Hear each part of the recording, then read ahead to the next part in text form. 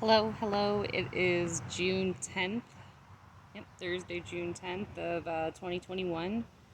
And I am well over 1,000 days post-stem cell transplant. So, um, it's been a while since I've recorded. Mostly just a lot of things going on. I know it's the holidays.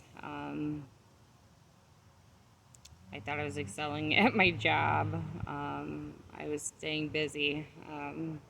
So I apologize for not recording for so long, but a lot of things have changed. So um, let's start with my symptoms, and then I'll go with like other things that have changed. Because it's not really too much, but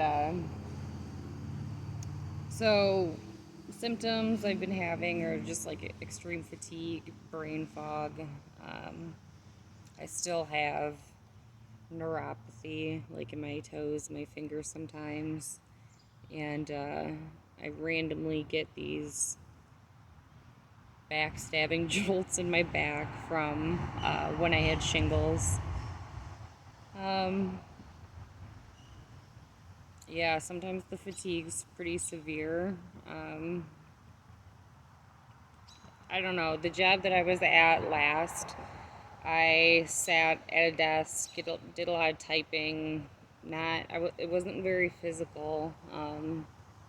There would be days of like certain physical activity, like rarely, but um, the job I have now, I'm like I would only do like I guess for those I know a lot of you have to be like doing your steps or your Fitbit. Like there would be days I wouldn't even do 3,000 steps.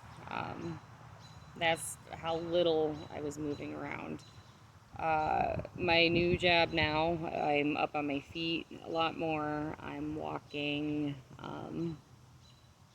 stooping, doing a lot of moving around that I wasn't used to.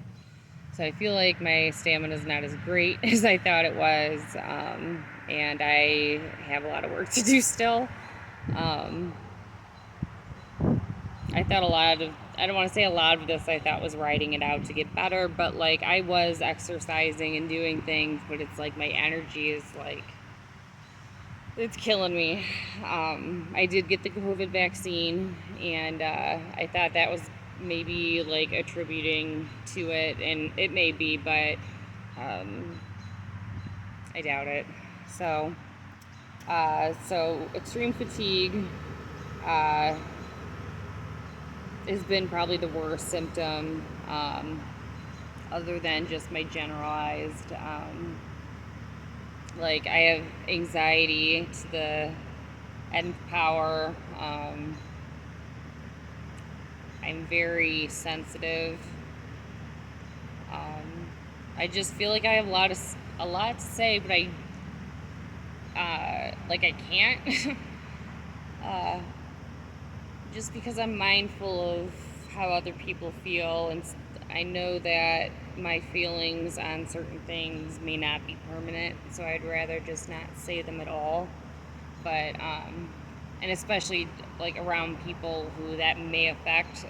So it's been really difficult for me to find a therapist, someone who's not biased to um, things that I say. Like they'll go to sleep at night knowing it wasn't about them or whatever. Um,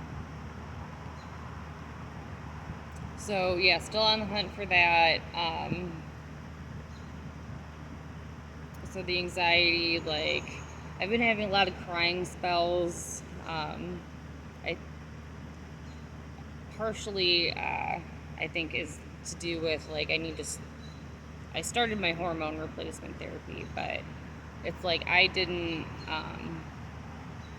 was never even told like, hey, make sure you go do this after you're done, especially because you haven't had your period since 2018. Um, like no one said make sure you go do that, or like sit and wait for it because it could take 5 years to come back, like, or you don't need to, or like there was no discussion about it. I'm a little frustrated about. Um, And for those of you that are like, oh, your gynecologist would have said that. No, they didn't tell me that either. My oncologist didn't say shit, and I love him to death, but um, my gynecologist definitely didn't, even though, like, they ask you, conditions, when your diagnosis was. It's just they go in, do their thing, and then that's all.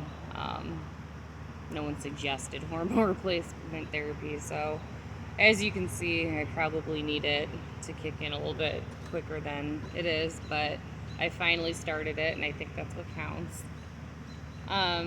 They told me that that may or may not help the random crying spells. I personally think that it may help, but what I most need help with is just talking to somebody, and I need to have a different perspective um, on life, and yeah, just need someone to chat about that with, I guess, in a non-judgmental way, and I need not know you. So, um, other than that, so I've moved. I no longer live in the house that I lived in, um, which I'm so grateful to have moved, because it sucked coming home every day. Like, once I was no longer like getting treatments and stuff, I hated coming home to that house. And it was mostly like my bedroom. It was just a small house in the city, and just like no room to like stretch your arms, and I don't know, no privacy. It was just too much for me. So I moved, I switched jobs, and then I think that's a good step in the right direction, as far as my mental health goes. Not my pockets though. No, it doesn't help the pockets, but um, yeah. So other than that, I have a CT scan end of June, and I'll see my oncologist probably shortly after that, and that's about it. I might start sharing my menopause woes or whatever, but I know that's not for everybody. But I want everyone to take care of themselves, and that's it. I'll talk to you soon.